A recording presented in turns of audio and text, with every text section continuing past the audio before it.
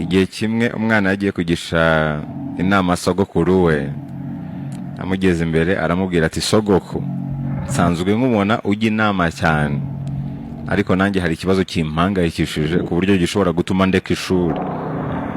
Sogokuru ati ni ikihe kibazo se mwuzukuru wanjye?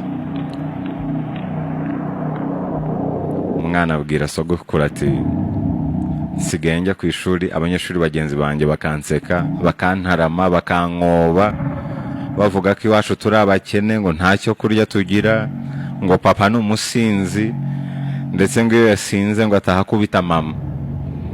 Sogokuru yumvise neza ikibazo umwuzukuru wamugejejeho, aragisesengura neza, arangije abaza umwuzukuru we ati ese nkubaze, abanyeshuri bagenzi bawe babwiwe n'iki ko iwanyu muri abakene, ko ntacyo kurya mugira?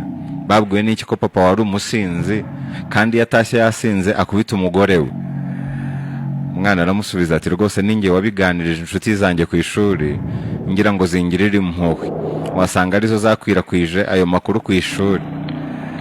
Sogokuru ahita abwira umwana ati niba abanyeshuri bagenzi bawe baguserereza, bakaguseka, bakagukoba, ikibazo ntabwo ari bo, ahubwo ikibazo ni wowe, amakosa ni ayawe. Rimwe na rimwe bidusaba ko ibibazo byacu tubyigumanira. Hari ibintu bimwe na bimwe tugomba kugumana muri twebwe ubwacu, bidakwiye kujya hanze, kubera ko biba bimeze nko kwimena inda.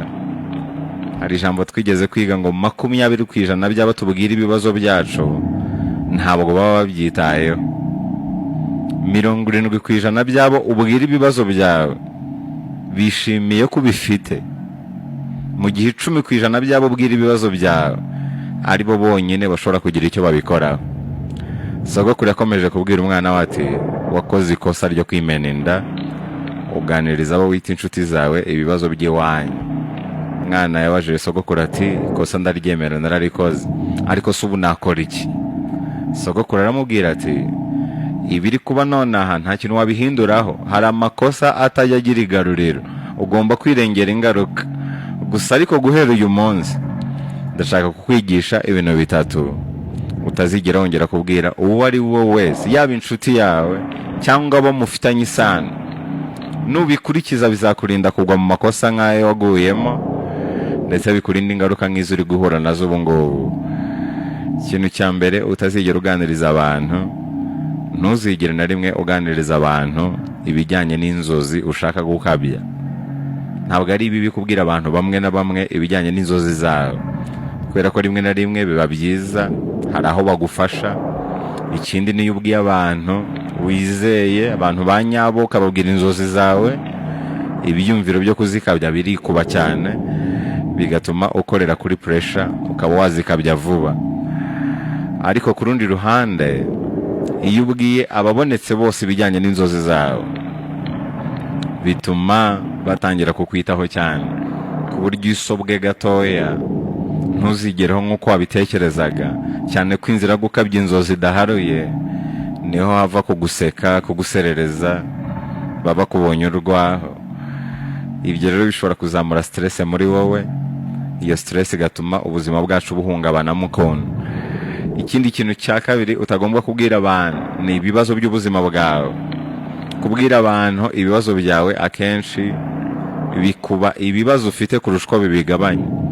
Abenshi mu bumva ibibazo byawe ntabwo babigabanya, ahubwo barabyongera.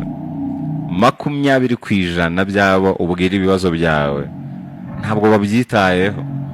70% by'abo bibwira bishimiye ko bifite, babikomanga mu gatuza bavuga bati wow. 10% by'abo bibwira nibo bonyine bashobora kugira ikintu babikoraho. Mu bantu 100 ubwiye ibibazo byawe, 10 gusa muri bo nibo bashobora kugira ikintu bagufasha.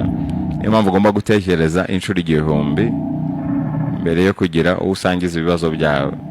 Ikintu cya gatatu utagomba kubwira abantu, ntukababwire ibibazo by'umuryango wawe.